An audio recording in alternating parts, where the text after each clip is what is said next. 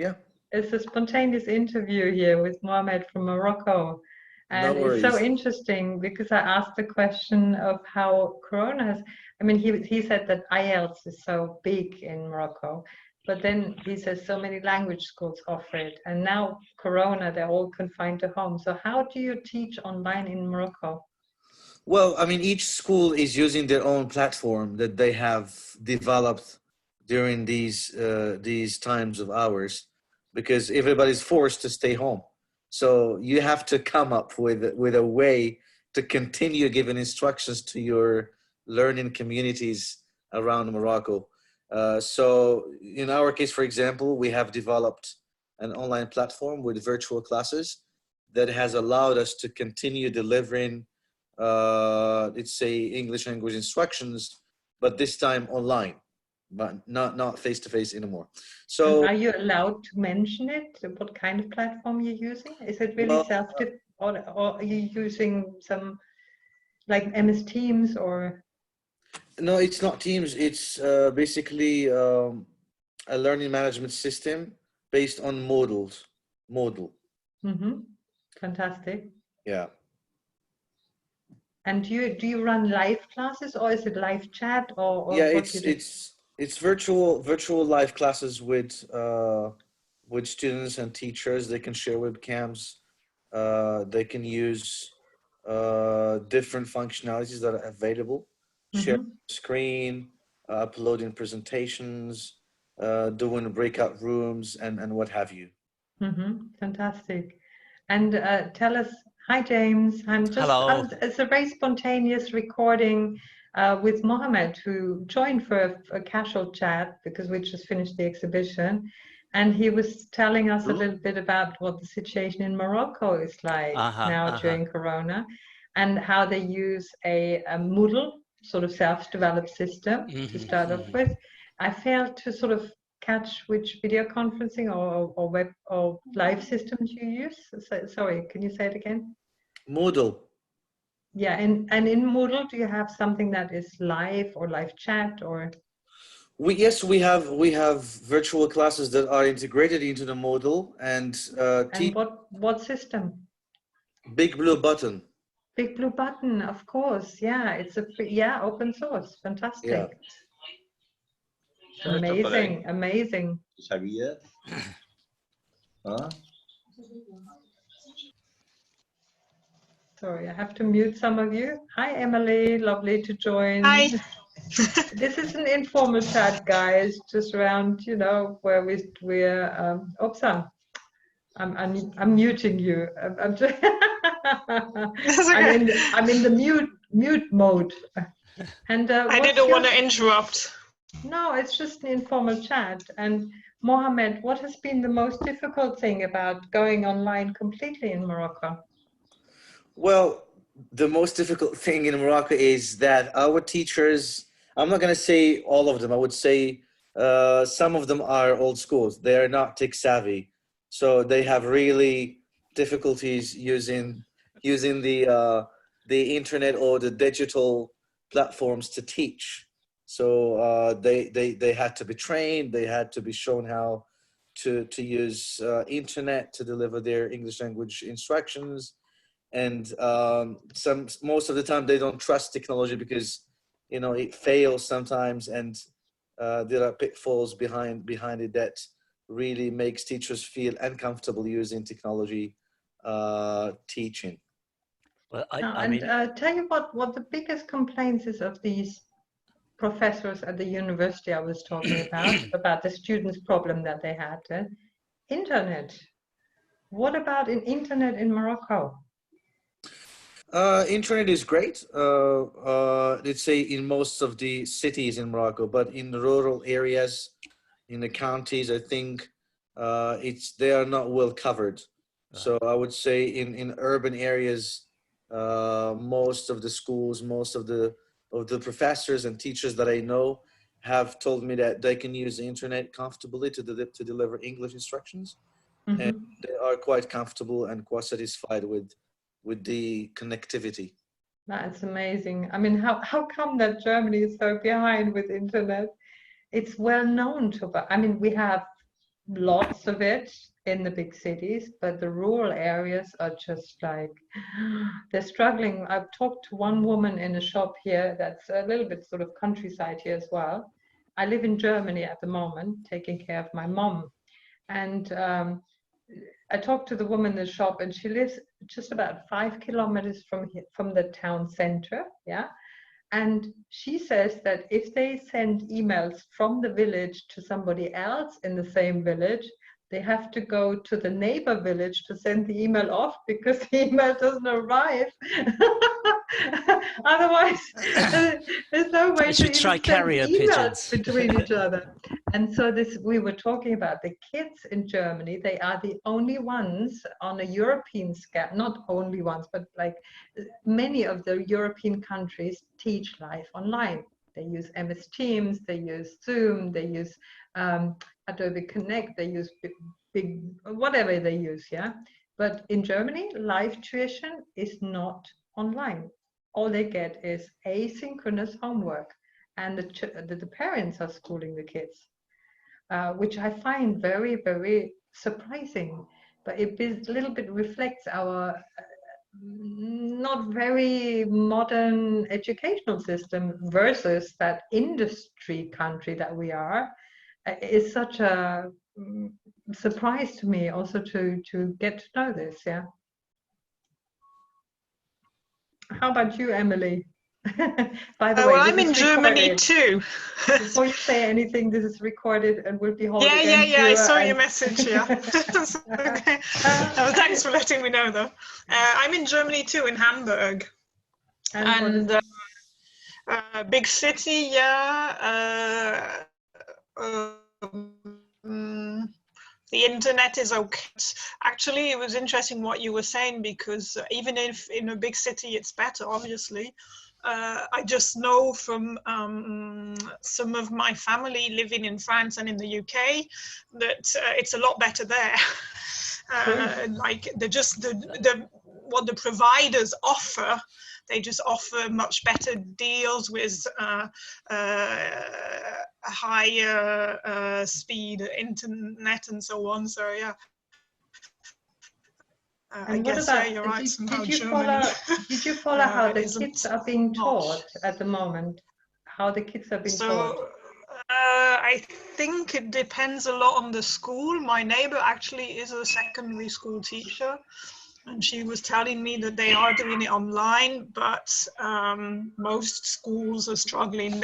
She said they're one of the rare schools that before all this started already had tablets, so they switched really easily. And she was saying, yeah, that most schools don't. And I know some language schools did have already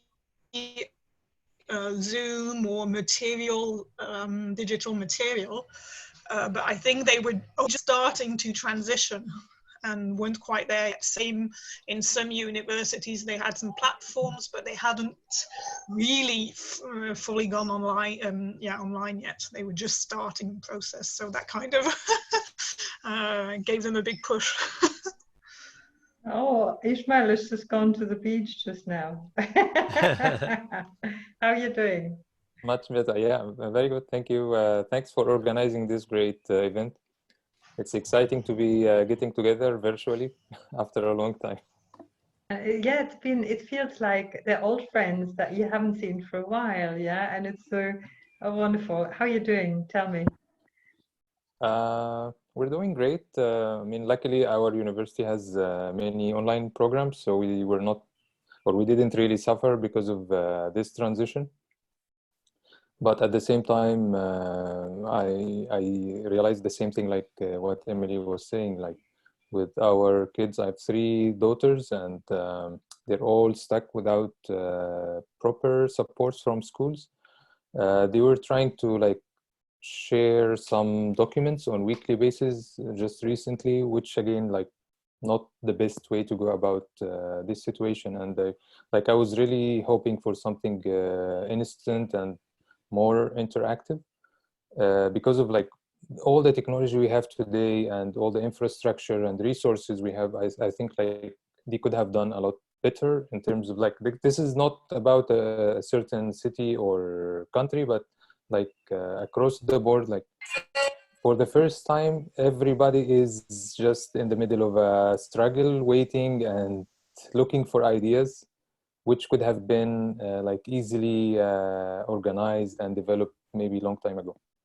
And what do you think, Ishmael? I mean, I promised to be talking about the practical tips on how to teach online, but there are many practical tips on how to teach online out there, okay? I was also saying that alternatively, I would like to have a little bit of a look into the future, yeah? What do you think, Ishmael? Where do you see language tuition going? I think like maybe a couple of months ago, I realized that the trend is going towards blended learning, and like from colleagues and practitioners in different domains, like everybody seems to be interested in blended learning and using a mix of both, like face-to-face and online. Until very recently, with this change again, like everybody started to think about remote teaching because of this situation.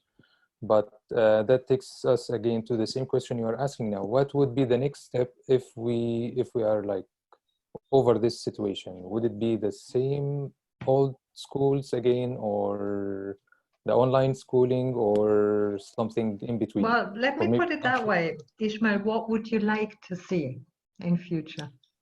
okay, that's an excellent question, and because of that question, I started with a colleague to work on a publication project. Now we are like hoping to develop a new book about the future of teaching and learning, and I'm happy to share more information later, like maybe the call if anybody's interested or doing something that might be a good contribution to our project. Mm-hmm. But I can tell you, like from my own experience now with one of the programs I'm working on, I started to think about a mix of like maybe a face-to-face where teacher presence is not affected. And again, I highlight this is something extremely important. Like students can't work on their own all the time. They need to see an educator, somebody who can guide them, offer support and feedback, Mm-hmm. and at the same time also be able to share and contribute and communicate with other colleagues and other individuals. So very, very good. I would like to ask Maria the same question. I'm just addressing those. Somebody's coming. Somebody's attacking from behind. A good recommendation to all of you: change the setting of your office the other way around, that you do not get the possibility of being walked into the back. I'm saying that because in some corporate companies, the desks of the managers, they're always placed so that the manager is behind the desk facing the wall, the door. And this has a very, very good reason. It's a kind of protection from behind, yeah? And it has to do with feng shui. And it took me years to find this out, but it made me really relax. And it was, I mean, I knew that whatever comes through the door isn't hostile, but still it was the fact is that there's life around you, you know, the husband still, so I have a mother to take care of, does the ding dong. She's, bless her, she's sweet, she's 80, you know, she's doing really well, so wow. And then, so anyway, let's talk about the future of language learning, but I would like to just pass the word to Maria and James over here, to you, yeah, and I would like then to encourage everyone to go into breakout rooms and continue the discussion. Maria, what's your take? Oh, sorry, we don't hear you, I'm afraid. Have a look, which mic? Oh, that might help. Now, select the microphone. It seems to be the wrong one. If you go into the settings of the microphone, the arrow at the bottom left. The bottom left, and where the microphone is, click on the arrow and then choose select another microphone.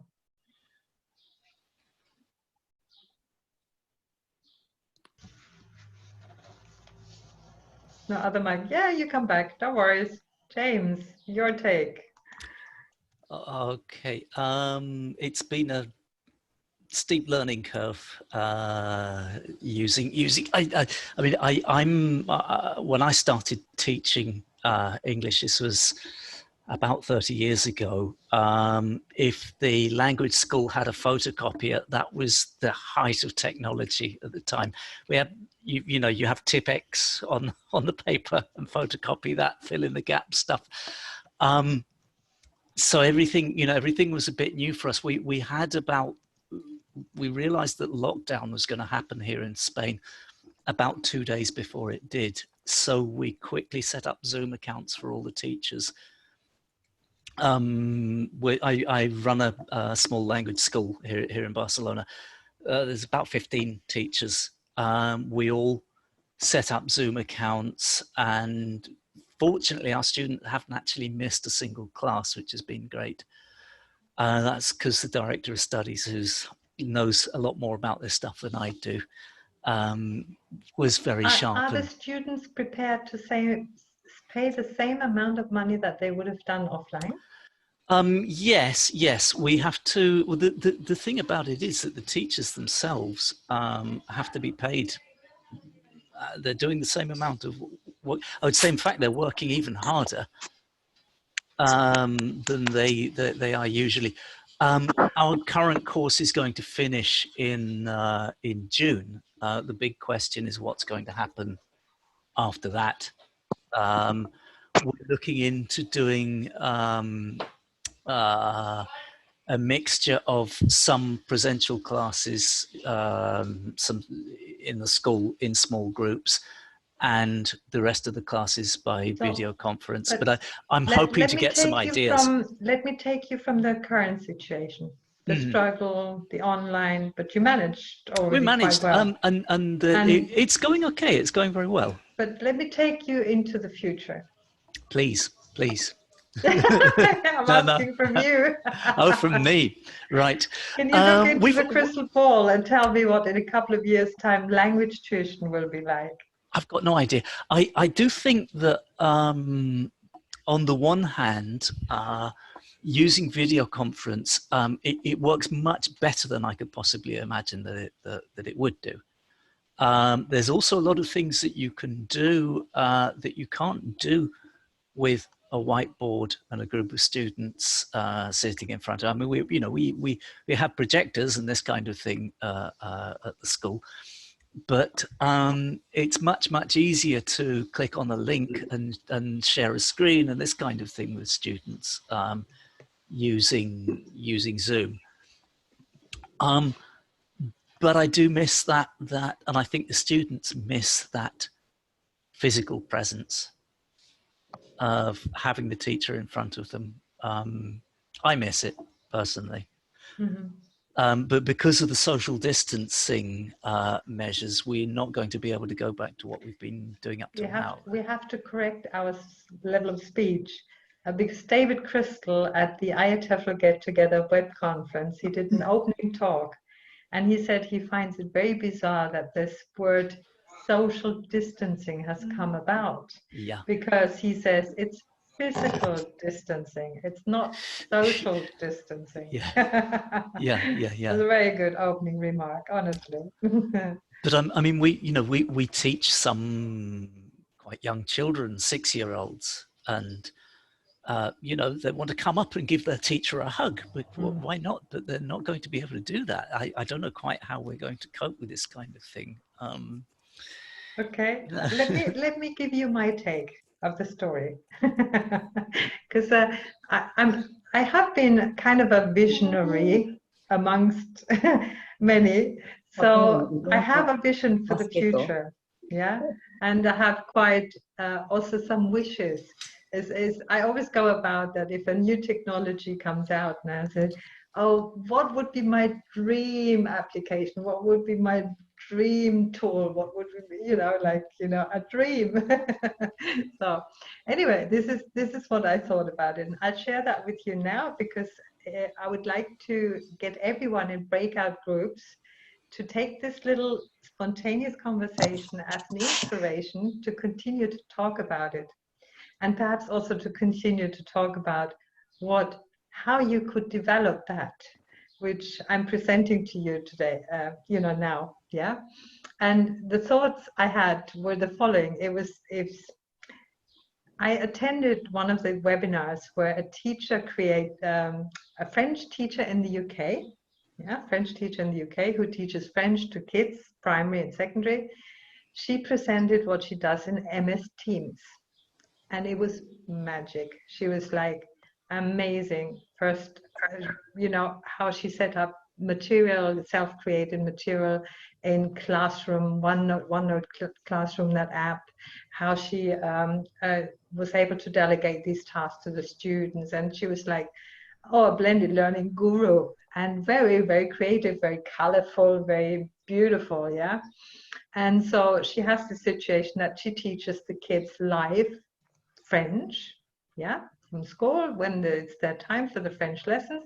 And then she gives them these classes in OneNote and the material, and it works like the school, okay? And then I asked her the question, imagine now you have an online class and you're teaching your kids French. How about inviting some French kids to this class? And this question puzzled her so much she hadn't even thought about it. So when the borders are closed in Europe, that's the first thing I'm thinking about. How can we get our kids in Europe to learn together one language, English? Have German kids join French kids to learn English. Have Russian kids meet, hopefully not native kids. I mean, also native kids is good, but sometimes it's less inhibitive to have those of the same class level and they have to all learn the same sort of English, that would be the ideal. And then to put them together in the classes. And I will tell you a little project that we did with China quite a few years ago by a virtual classroom provider that is already gone by now.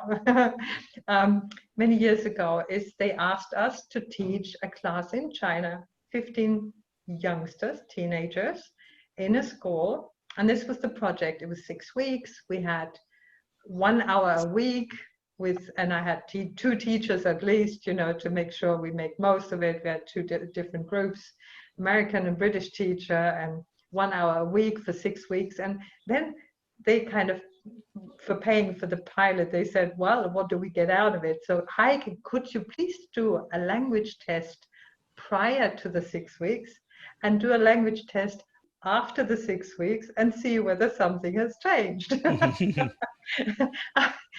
Okay, that was their thought of language tests, Okay, and well, we started, and I tell you, the first 3 weeks, 4 weeks, it went terrible. We had audio issues. The kids must have been placed somewhere where the break of the school was happening. It was so much background noise. Then there were local teachers who helped them a little bit, but trying to get them to speak with a microphone. I mean, back then it was the worst. Anyway, I was like, wow. And then what did I think of? The only thought I had was, okay, let us connect a German class of 15 kids with these Chinese kids and see what happens. And back then it was, you still could get free of charge Ning sites. Yeah. So I signed them all up on the Ning side and I got these on regular sessions together. I found a German school who would actually do that, let's meet the Chinese kids. And what ensued, you would not believe. You just wouldn't believe. They started posting on the Ning their own self-recorded voices with PowerPoints of the city. they all presented their cities, their cats, their family, their pastime on the beach and so forth. And then we had the big meeting together for the final showdown. And then there was this question in text chat by one of the German kids in English, say, you know, how many inhabitants is your town? And they mentioned something, a figure, and the kids wrote down 1.3 million. And then suddenly, well, 1.3 million is the size of Munich, yeah? Berlin. No, Berlin is 3. Munich is 1.3 million. And then suddenly came the correction in text chat. Oh, sorry, 13 million. 13. It was Sheng, yeah? From a village. And they showed on the pictures how this was a fishing village a mere 10 years ago, yeah? And so it was enormous. 400 pictures posted, 4 or 5 hours of video recordings from each side. It was unbelievable. And I believe this is the kind of energy we are missing out completely at the moment teaching online. Sorry to say. I think that could be very interesting. Yes. And it could be a big experiment. I mean, what is Corona teaching us? Be free to experiment. Yeah. I'm experimenting all day long, you know, I'm doing this and breakout rooms and So I want to send you into the breakout rooms now, because really I love you to talk to each other, and I need a little break. So if you're happy to join, feel free. If not, stay here, that's okay. Have your cup of tea, your mid-lunch, whatever. And I will enable the breakout rooms for you wanting to join if you want to. If not, stay here, that's perfectly all right. And I'll just give you the opportunity to talk to each other. And it would be wonderful if you take that thought with you. My dream is it to build something like the European theme park. European theme park in Rust. It's like there's a pocket where there's Italy, little Italy, and then there's a pocket where there's little Spain, and there's Norway, and you get the local food, and you walk from one to the other, and you walk within Europe within a matter of a day, yeah? And I would like to replica this in a virtual world where kids actually create their little Italy, and kids create the little Spain, and make them create together and work together. That's my big, big dream. I'm not sure how many years I'm away from this one, but this is my big, big dream. So, and I'm not quite sure why I can't do the breakouts now. Oh, not started, yes, but open all rooms. Okay, that's fine. So I'm going to close all rooms, and they must have been still active. Sorry, oops. What happened now? Back in and out. Apologies, everyone. So here it is, please, if you want to join. That was funny. So this one, for some reason, unassigned. Ah, that's why. Okay. Can I assign you to a breakout room? They are existing already. That's interesting, because I didn't know that they were still sort of there. You know, I'm just assigning to the 3 rooms. Not joined. If you want to join, Mohammed, feel free. And in the arena. So that's the breakout room session. Oh, have I missed anybody? Khalud, you're still here. That's okay. If you don't get the prompt, oh well.